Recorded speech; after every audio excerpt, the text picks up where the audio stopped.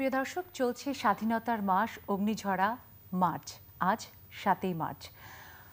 ৭ই মার্চের এই দিনে বঙ্গবন্ধুর সে ঐতিহাসিক ভাষণের পর বাঙালি ঝাঁপিয়ে পড়েছিল, ছিনিয়ে নিয়েছিল বাংলার স্বাধীনতা। তাই শুরুতেই সর্বকালের সর্বশ্রেষ্ঠ বাঙালি বঙ্গবন্ধু শেখ মুজিবুর রহমানের প্রতি এবং সকল শহীদ ও মুক্তিযোদ্ধাদের প্রতি শ্রদ্ধা জানিয়ে শুরু করছি আপনাদের আমাদের সকলের প্রিয় আয়োজন ওয়ালটন ল্যাপটপ তারকাকথন।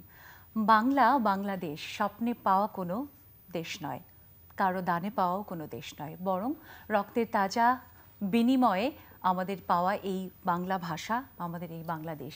কিন্তু বাংলা ভাষা নানা রকমের অপতৎপরতায়, নানা রকমের অপব্যবহারে ভুলুণ্ঠিত হচ্ছে।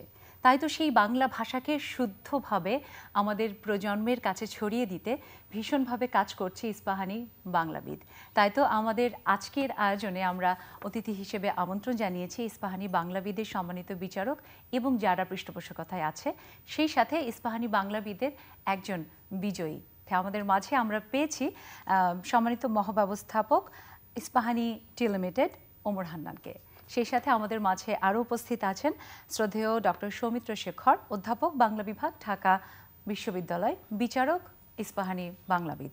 সেই সাথে আমাদের মাঝে আছেন আমাদের প্রিয় মুখ, আমাদের সকলের ভীষণ শ্রদ্ধার বিশিষ্ট নাট্যজন ত্রপা মজুমদার এবং বিচারক বাংলাবিদ।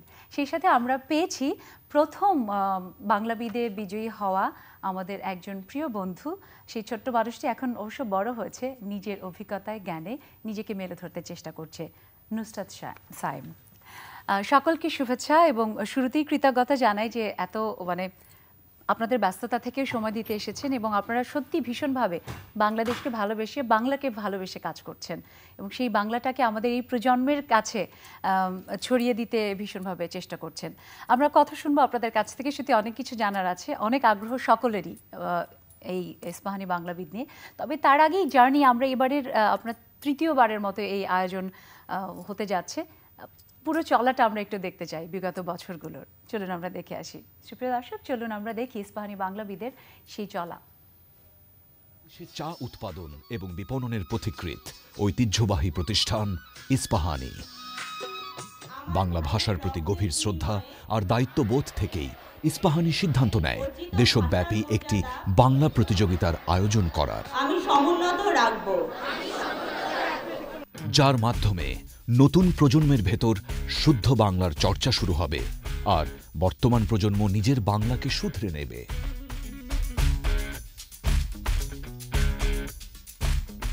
তৈরি করা হয় সূচনা সঙ্গীত এবং গ্রহণ করা হয় আধুনিক সব প্রচারণা কৌশল, যাতে যত বেশি সম্ভব ছাত্রছাত্রী এবং অভিভাবকদের উদ্বুদ্ধ করা যায়।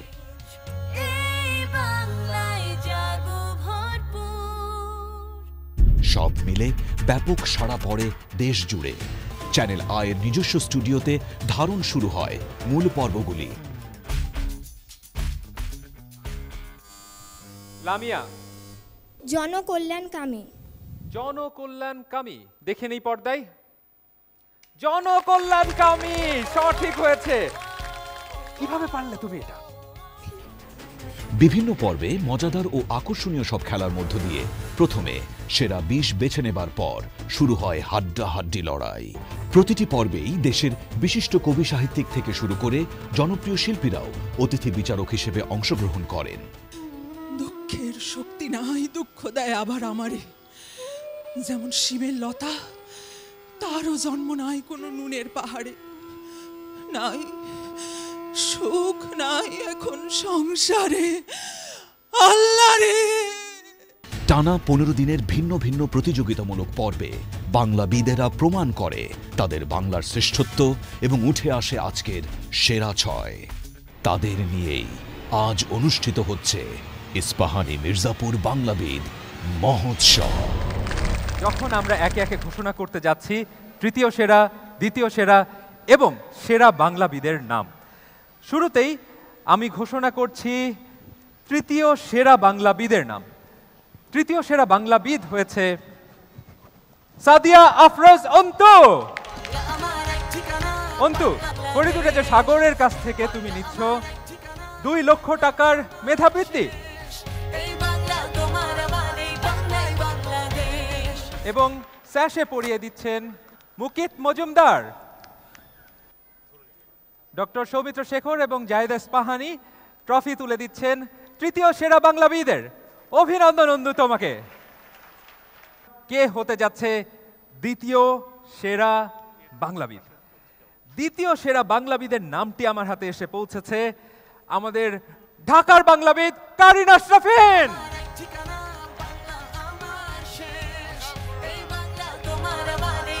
3 লক্ষ টাকার মেধাবৃত্তি তুলে দিচ্ছেন জায়েদা ইস্পাহানি।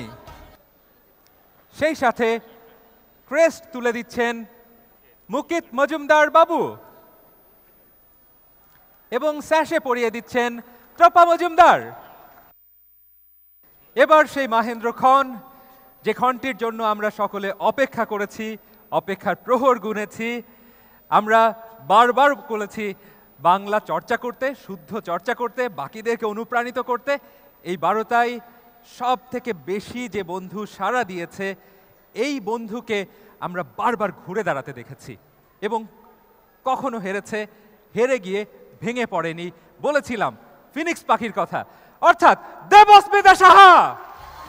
দেবস্মিতা ইস্পাহানি মির্জাপুর বাংলাবিদের দ্বিতীয় বর্ষের বিজয়ীর মুকুট যাচ্ছে দেবস্মিতা সাহার কাছে।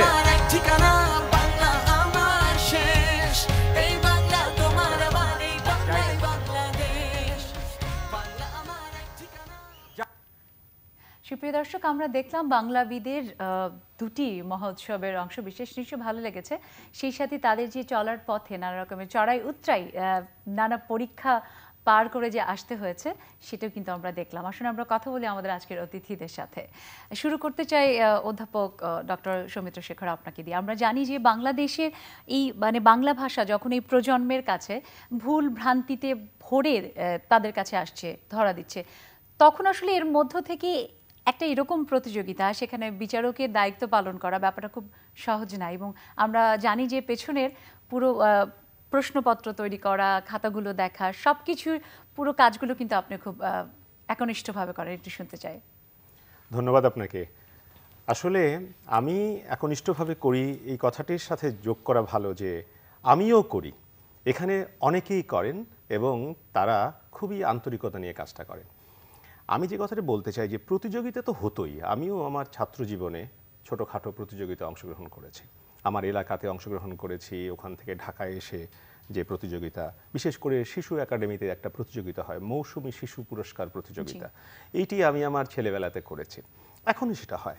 কিন্তু কোনো টেলিভিশনে ব্যাপকভাবে ছেলে মেয়েদেরকে উদ্বুদ্ধ করে নিয়ে এসে তাদেরকে এখানে রেজিস্ট্রেশন করিয়ে এবং ব্যাপক সারা জাগিয়ে একটি বাংলা প্রতিযোগিতা, এইটি ইস্পাহানি মির্জাপুর প্রথম করেছে। সেখানে আমি যখন সম্পৃক্ত হলাম তখন আমার কাছে মনে হলো যে সত্যি এটি অনেকটাই চ্যালেঞ্জিং। এবং কেন চ্যালেঞ্জিং বলছি, যে আমাদের ছেলে মেয়েদের যে জানার গভীরতা, আমি জানি যেহেতু আমি বাংলা নিয়ে কাজ করি, তাদের জানার গভীরতা কিন্তু আছে। কিন্তু আমাদের সমস্যাটা হচ্ছে যাদের জানার গভীরতা আছে তাদেরকে মা বাবা অনেক সময়ই এটির সাথে যুক্ত হতে দিতে চান না। তারা মনে করেন, মা বাবাদের ধারণা যে আমার ছেলে বা আমার মেয়েটি শুধুই মেডিকেলে সে যাবে, ইঞ্জিনিয়ারিংয়ে যাবে, তাকে তো বাংলা জানার দরকার নেই। কিন্তু আমার কাছে যেটা মনে হয় যে হ্যাঁ, আমাদের একজন ডাক্তার, একজন ইঞ্জিনিয়ার কিংবা একজন নভোচারীও হতে পারেন তিনি, তাকেও মাতৃভাষাটা খুব ভালো করে জানতে হবে। সেদিক থেকে ইস্পাহানি মির্জাপুর যখন এটি ভেবেছে আগে, তখন আমার কাছে মনে হয়েছে যে একটি কর্পোরেট সেক্টর এবং যারা মূলত বাণিজ্য করে, ব্যবসা করে, তারা কি করে এই জিনিসটা প্রথম চিন্তা করলেন। আমার কাছে তখন আমি সেটার সাথে যুক্ত হলাম। যুক্ত হয়ে আমি যাদেরকে খুঁজে পেতে দেখলাম বিভিন্ন জায়গায়, সব জায়গায় তো আমি যাইনি, সারা বাংলাদেশে বিভিন্ন বিভাগে ছেলেমেয়েরা যুক্ত হন। এবং আপনি জানেন যে আগামীকালকেই যে এটা শুরু হবে এবং সিলেট থেকে সেটি শুরু হচ্ছে। এবারের যে বর্ষ, অর্থাৎ এবারের যাত্রাটি, আমাদের মহাযাত্রা যেটিকে আমরা বলছি, আমাদের যে তৃতীয় যাত্রা, যেটি তৃতীয় বর্ষ, সেইটি আগামীকালকেই সিলেটে শুরু হবে এবং সেখানে যে ব্যাপক আয়োজন চলছে এবং জি। ছেলেমেয়েরা যে সম্পৃক্ত হবে এটি কিন্তু আমি আশা করি। জি, অনেক ধন্যবাদ। শুনবো আরো আপনার কাছ থেকে। আসতে চাই তপন মজুমদার আপনার কাছে। আমরা মানে যেমনটি শুনছিলাম যে আসলে এই প্রজন্মের যারা এবং আমাদের আসলে বাবা মাও যারা, তারা সবাই বেশিরভাগই চায় যে ছেলেমেয়েরা ওই যে ডাক্তার ইঞ্জিনিয়ার তথাকথিত, কিন্তু রবীন্দ্রনাথ বলেছেন যে যদি তুমি ভালো অন্য কোনো ভাষায় কথা বলতে চাও সবার আগে তোমার মাতৃভাষাকে জানতে হবে। আপনি কি মনে করেন যে আসলে এই যে প্রয়োজনীয়তা এবং মানে বাংলাবিদ ইস্পাহানি মির্জাপুর বাংলাবিদ যে হচ্ছে, এটা আসলে আমাদের প্রজন্মকে এগিয়ে নেওয়ার ক্ষেত্রে কতখানি ভূমিকা রাখছে? আমি একটা বিষয়ের সাথে দ্বিমত পোষণ করি যে কিছুদিন আগেও বাবা মারা এই তথাকথিত ভাবনার মধ্যে হয়তো ছিলেন ডাক্তার ইঞ্জিনিয়ার হবে। এখনকার বাবা মারা সেই ভাবনা থেকে অনেকটাই সরে এসেছেন বলে আমার মনে হয়। কারণ এখনকার বাবা মারা বোঝেন যে যেই কাজটাই করুক সেটাকে ঠিকঠাক করতে হবে, ভালোভাবে করতে হ্যাঁ, হবে। সেটা যাই করুক না কেন, যেই ক্ষেত্রেই সে যাক না কেন। আর এই ভালোভাবে করার প্রথম সিঁড়িটা হচ্ছে মাতৃভাষা। কারণ আপনি যে কোনো জিনিস এক্সেল যদি করতে চান, ইংরেজি শব্দটা ব্যবহার করলাম এই কারণে যে আমরা এই শব্দটার সাথে খুব পরিচিত, যে আমরা এক্সেল করতে হবে, অসাধারণ একটা জায়গায় আমাকে পৌঁছতে হবে। সেটা পৌঁছানো কখনোই সম্ভব না যদি আমার ভিত্তিটা ঠিক না থাকে। আর এই ভিত্তিটা গড়ে দেয় হচ্ছে মাতৃভাষা। তো সেই মাতৃভাষা গড়ার ক্ষেত্রে আমরা সবসময় ভাবি যে কাজটা বোধহয় খুব কাঠখোট্টা হবে, আমার কোনো রসকস থাকবে না, শিখতে হবে শব্দ, ভাষা, ব্যাকরণ। কিন্তু ইস্পাহানি মির্জাপুর বাংলাবিদ ছেলে মেয়েদের মধ্যে, শুধু ছেলে মেয়ে না, বাবা মাদের মধ্যে এক ধরনের উদ্দীপনা তৈরি করেছে যে সবারই এখন মজা লাগে, সবারই এখন আনন্দ হয়, শব্দটা শিখি, ভাষাটা বুঝি, এটা কেন হলো, উৎপত্তিটা জানতে পারলাম। এটা এই যে একটা উৎসাহ, উদ্দীপনা, আগ্রহ, আমার মনে হয় এইটা সবচেয়ে বড় কাজ ইস্পাহানি মির্জাপুর বাংলাবিদের সাফল্য, যে সবার মধ্যে জানার, শেখার উৎসাহটা তারা তৈরি করতে পেরেছে। এবং আমরা জানি যে পুরো বাংলাদেশকে 9টি অঞ্চলে ভাগ করে এই প্রতিযোগিতাটা তৃতীয়বারের মতো এবার আবার আগামীকাল শুরু হতে যাচ্ছে। আমি আসতে চাই ওমর হান্নান আপনার কাছে। আপনি মানে আসলে এই যে প্রতিযোগিতা এবং প্রতিযোগিতার মধ্য দিয়ে আমাদের বাংলাকে শুদ্ধ বাংলা করে তোলার যে প্রয়াস, সেটি আসলে যেটি ডক্টর সৌমিত্র শেখর স্যারও বললেন যে আসলে একটা আপনারা কর্পোরেট একটা প্রতিষ্ঠান হিসেবে, ব্যবসায়িক প্রতিষ্ঠান হিসেবে কিভাবে আসলে আপনারা এটি মাথায় এলো? ধন্যবাদ আপনাকে। ব্যবসায়ীরাও তো সমাজেরই অংশ, না নিঃসন্দেহে, এবং ব্যবসায়ীরা তো আর ব্যবসা তো আর বাইরে কোথাও করেন না। তো আমরা যা করি, যেটা বলি আমাদের সামাজিক দায়বদ্ধতা, যে জিনিসটা হয়েছে যে গত 10-12 বছর ধরে সমস্ত ব্যবসায়িক প্রতিষ্ঠানগুলোর সামাজিক দায়বদ্ধতার ব্যাপারে তারা বেশ সজাগ হয়েছেন, সোচ্চার হয়েছেন। এই জিনিসটা আগে কেউ করতে চেতেন না। শুধু যে ইস্পাহানি করছে তা না, এরকম অনেক ভালো কাজ সবাই করছেন। এটার আমি একটু পিছনের দিকে যেতে চাই। যখন প্রথম বর্ষের এই জিনিস, এই বাংলা ইস্পাহানি মির্জাপুর বাংলাবিদ করার চিন্তা আমরা করেছিলাম, তখন এটা একটা ভীষণ চ্যালেঞ্জের ছিল আমাদের জন্য মূলত। কারণ রিয়েলিটি শো বলতে আমরা যা বুঝি তা হচ্ছে নাচ, গান, কবিতা, এইসব। একটা জ্ঞান ভিত্তিক বাংলা ভাষা নিয়ে একটা রিয়েলিটি শো হবে এবং সেটা মানুষ দেখবে, সেখানে ছাত্রছাত্রীরা অংশগ্রহণ করবে, আমরা নিজেরাও খুব এটাতে সন্দিহান ছিলাম। কিন্তু প্রথম বছরে যখন আমরা প্রায় 23,000-এর মতো ছাত্রছাত্রী যখন এটাতে রেজিস্ট্রেশন করলো, এবং দ্বিতীয় বছর যখন এটা দ্বিগুণেরও বেশি হয়ে গেল, তখন এটা আসলে শুধু আমরা না, বোধহয় সমস্ত বোদ্ধাদেরই হিসাব নিকাশ উলটপালট করে দিয়েছিল। যে কারণে এখন আর ইস্পাহানি মির্জাপুর বাংলাবিদ কিন্তু এখন আর আমাদের কোনো সম্পত্তি নেই, এটা এখন একটা জাতীয় উৎসব। আপনারা দেখবেন যে আমাদের যেদিন আমরা এই তৃতীয় বর্ষের সাংবাদিক সম্মেলন করেছিলাম, সেখানে ফরিদুর রেজা সাগর উনি বলেছিলেন যে ওনার কাছে সিঙ্গাপুরে একজন ছেলে রাঙ্গামাটি থেকে নাকি সমানে ফোন করে যাচ্ছিল রাত 12টায় জানার জন্য যে ফেব্রুয়ারি মাস শুরু হয়েছে, ইস্পাহানি মির্জাপুর বাংলাবিদ কবে শুরু হবে। সো এখন ইস্পাহানি মির্জাপুর আর বাংলাবিদ দুটো আসলে একসঙ্গে জড়িয়ে এটা একটা জাতীয় উৎসবে পরিণত হয়েছে। তো আমরা এটাকে আরো বড় করার আমাদের পরিকল্পনা আছে, আমরা করছি। আমরা এখানে আরো যে সবাইকে কিভাবে সম্পৃক্ত করতে পারি, আমরা ইস্পাহানি মির্জাপুর বাংলাবিদের, যেহেতু আজকাল প্রযুক্তির যুগ, আমরা একটা অ্যাপ তৈরি করার চিন্তা করছি, যে অ্যাপের মাধ্যমে সারা বছর, শুধু যতদিন অনুষ্ঠান চলবে ততদিন নয়, অনুষ্ঠানের পরেও যে 2-4 মাসটা মানে বিরতি থাকে মহোৎসবের পরে তখনও যাতে থাকে, এবং যখন মির্জাপুর ইস্পাহানি মির্জাপুর বাংলাবিদ চলবে তখনও যাতে সবাই যারা টিভিতে বসে দেখবে তারাও যাতে এটার সাথে সংযুক্ত হতে পারে, সম্পৃক্ত হতে পারে। এবং আগামী বছর থেকে আমাদের রেজিস্ট্রেশনে অন্যান্য সমস্ত অংশের সঙ্গে অ্যাপের মাধ্যমে রেজিস্ট্রেশনের একটা ব্যবস্থা আমরা করছি। মানে এই ধরনের উদ্যোগগুলো কিন্তু আরো সহজ করবে এবং আরো অনেক বেশি আগ্রহী করে তুলবে। আমরা শুধু চ্যানেল আই পরিবারের পক্ষ থেকে, ওয়ালটন ল্যাপটপ তারকা কথনের পক্ষ থেকে ইস্পাহানি মির্জাপুরকে অনেক অনেক সাধুবাদ জানাই যে এটি সত্যি একটি চমৎকার প্রয়াস। আর সেই চমৎকার প্রয়াসের প্রথম বিজয়ী কিন্তু নুসরাত। আমি জানতে চাই যে নুসরাতের যে অনুভূতির জায়গা সেটা তো নিঃসন্দেহে ভীষণ আনন্দের, গর্বের, কিন্তু এই প্রতিযোগিতায় অংশগ্রহণ করার মানে মূল যে ব্যাপারটা সেখানে আগ্রহ জুগিয়েছিল কে? আচ্ছা, প্রথমেই আমি ধন্যবাদ জানাচ্ছি চ্যানেল আইকে। এত বড় বড় গুণী ব্যক্তিদের সাথে আমি বসতে পেরে আসলেই অনেক বেশি সম্মানিত বোধ করছি। তো আপু যেটি বললেন যে আমার জায়গাটি মানে অনুপ্রেরণার জায়গাটি ছিল আমার পরিবার, কারণ আমার পরিবার মানে আমি দেখে এসেছি ছোটবেলা থেকেই একটি সংস্কৃতি মনা প্রগতিশীল পরিবার, যেখানে আমার বাবা থেকে শুরু করে মা থেকে শুরু করে সকলেই গল্পের বই পড়তেন। মা আমাকে ছোটবেলায় গল্পের বই পড়ে শোনাতেন, পেপার পড়ে শোনাতেন, দৈনিক পত্রিকা। এবং মা এই কথাও বলেন যে আমি অক্ষর চিনতাম না, কিন্তু আমি যেটাকে বলে রিডিং পড়তে পারা, আমি ওটা কোনোভাবে শিখে গিয়েছিলাম। তো ছোটবেলা থেকেই গল্পের বই পড়ার একটা মানে ভেতরে ছিল, আগ্রহ ছিল। খেলাধুলা, হাড়ি পাতিল নিয়ে খেলা করার চেয়ে আমি গল্পের বই উল্টে দেখতাম, পেপারের ছবি দেখতাম।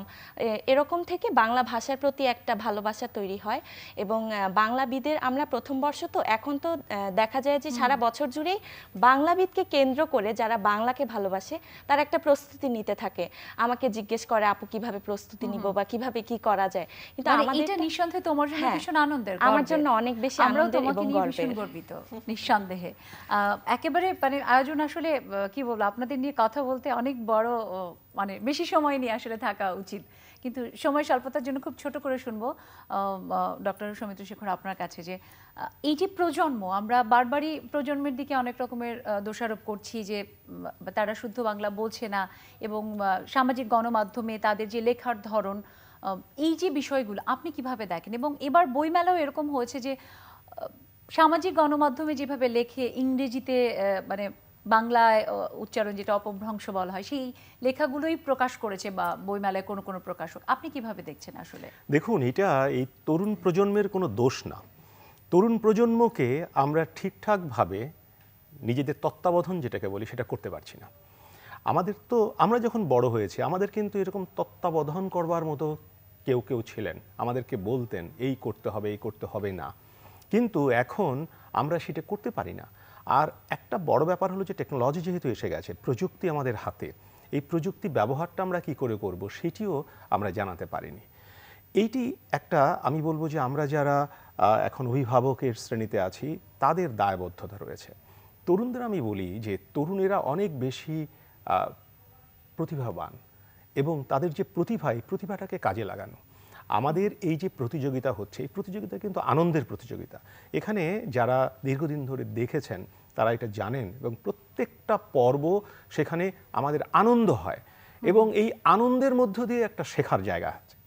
এই যে তরুণ প্রজন্ম যারা এগুলো দেখেছেন তারা কিন্তু এই জায়গাতে আর যাবেন না, কখনোই যাবেন না। আমরা আসলে প্রত্যাশা রাখি যে আমাদের যে বাংলা ভাষা সেটা শুদ্ধ চর্চা হবে। একেবারে শেষে ছোট্ট করে জানতে চাই যে আমাদের নাট্যাঙ্গনে দেখা যাচ্ছে যে আঞ্চলিক ভাষার নামে একটা জগাখিচুড়ি ভাষা দিয়ে মানে সেটা দর্শকের কাছে তুলে ধরা হচ্ছে। আপনি কিভাবে দেখেন এই বিষয়টিকে?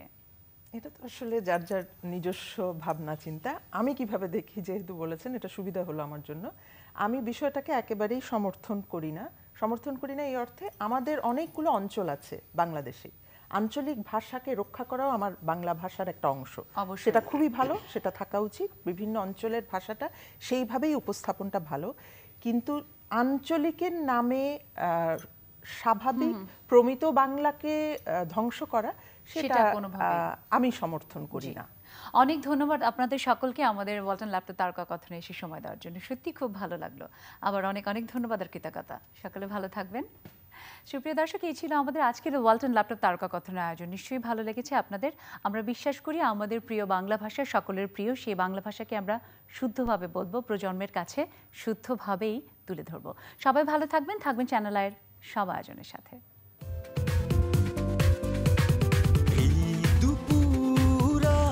আনন্দে ভরপুর কথা হবে বন্ধু, থাকো যত দূর, সরাসরি টেলিফোনে সফল গল্প স্মরণে, প্রিয় তারকার সাথে তারকা কথনে।